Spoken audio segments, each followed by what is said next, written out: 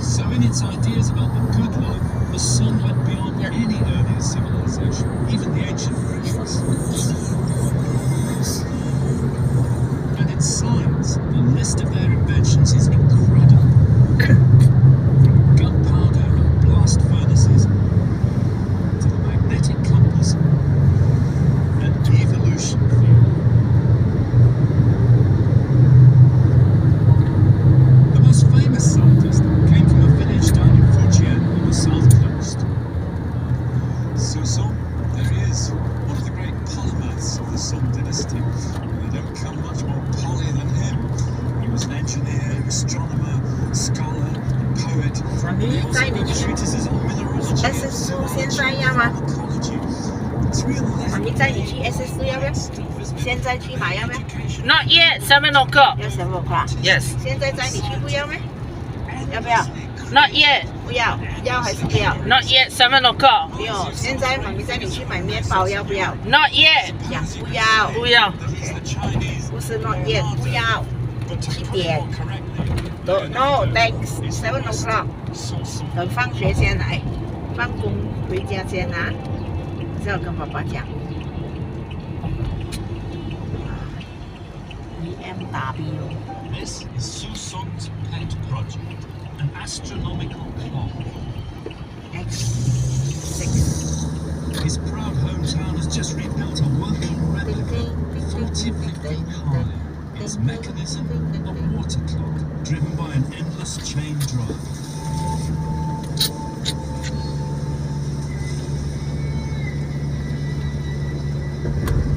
今天只是买一个字而已，什么字我都不要买。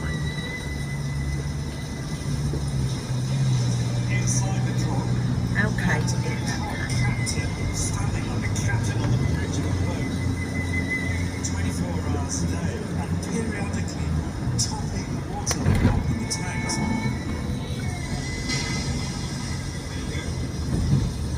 Imagining this little kite farm ringing out the hours 24 hours a day. This is they go about their business. It's like the Song dynasty's Big Ben. Scientific exploration thrived in the Song, in part because there was no theological straitjacket holding back speculation on the nature of time and the universe. See the goddess of mercy, it's real women's clothes. Isn't this fantastic? Sure you don't want to go now, huh? Taoism and Buddhism were the official cults of the Song Empire. But religion wasn't an area where the government intruded into people's lives.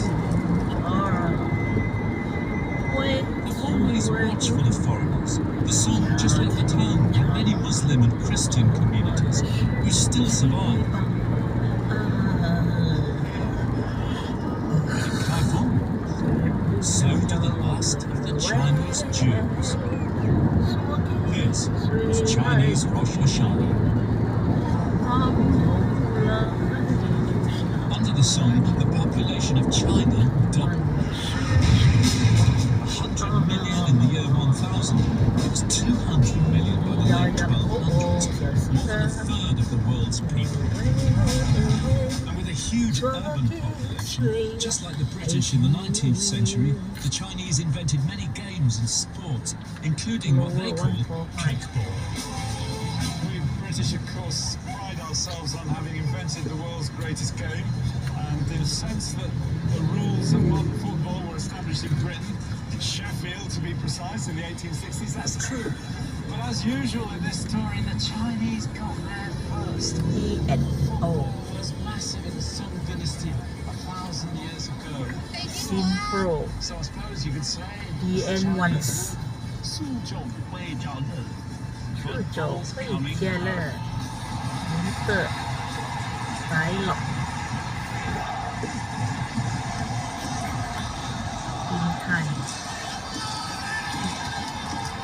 It wasn't a mass sport, of course, there was no such thing then. But football in the Song was a spectator sport with clubs, handbooks, rules, and fans. Everland to a time.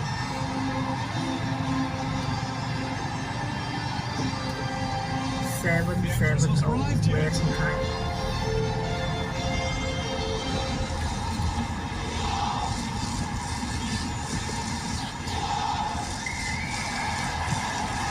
SC 360.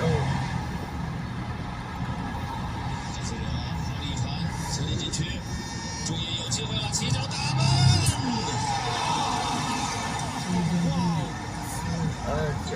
Different ways of playing the game in the Song Dynasty. The favourite one, the goals were posts 10 metres high and coloured net hung between them with a hole through which you had to shoot the ball. And of course, being China, ethical conduct is vital. In Song football, it was play up, play the game. Abusing the referee was un-Confucian, and professional fouls unthinkable. Well, almost.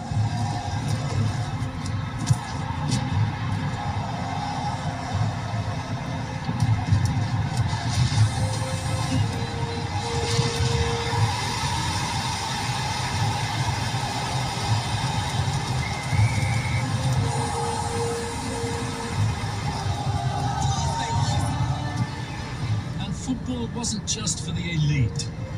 China was opening up socially, and that went for government too.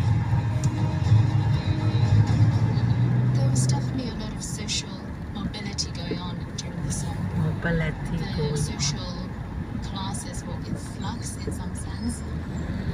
People from all sorts of backgrounds could engage more closely, who were more sensitive towards the social situation. They became involved in government too.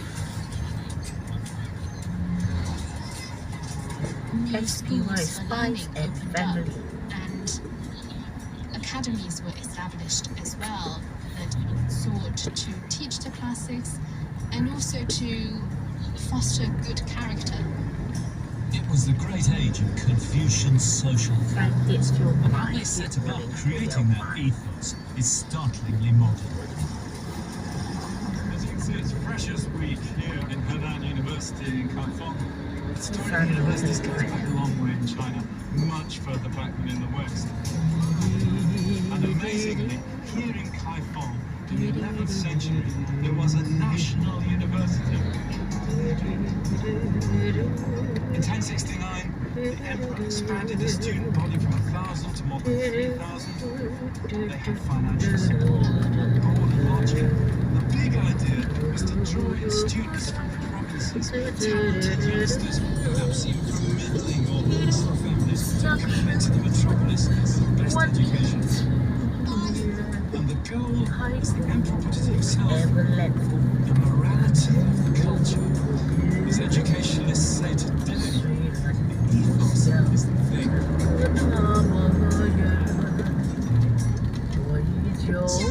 For the examinations, the students studied literature, history, and Confucian classics. The emperor and his advisors were looking for tomorrow's administrators to govern a harmonious Confucian society.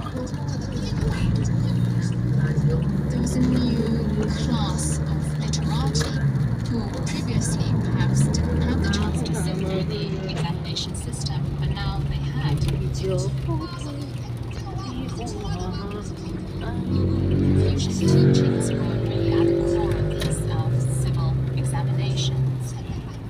And because they had such an important role to play in those examinations, and that so many people took examinations, it meant that it was a way for Confucian ideas to really permeate into society. You could say that it was a meritocratic society where excellence in learning was really prized. Okay. Meritocratic, but not universal. Half of the population were excluded from this educational revolution. Women. But ironically, it's through the writings of a woman that we get one of the best insights into the world of the song. These students are studying her work in today's university in Kaifeng. She's the poet, Li Qingjia. 是谁来，什么时候来，我提前量。好，所以说呢，所以呢，有人就讲，你看，倚门的回首，哪是贵族大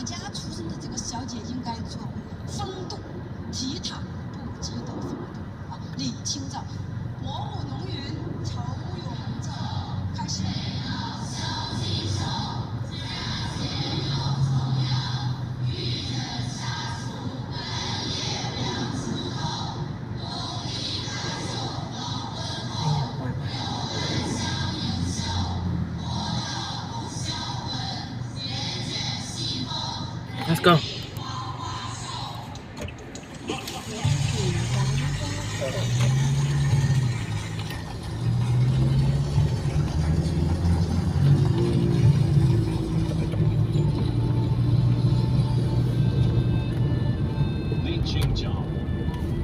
She's one of China's greatest poets.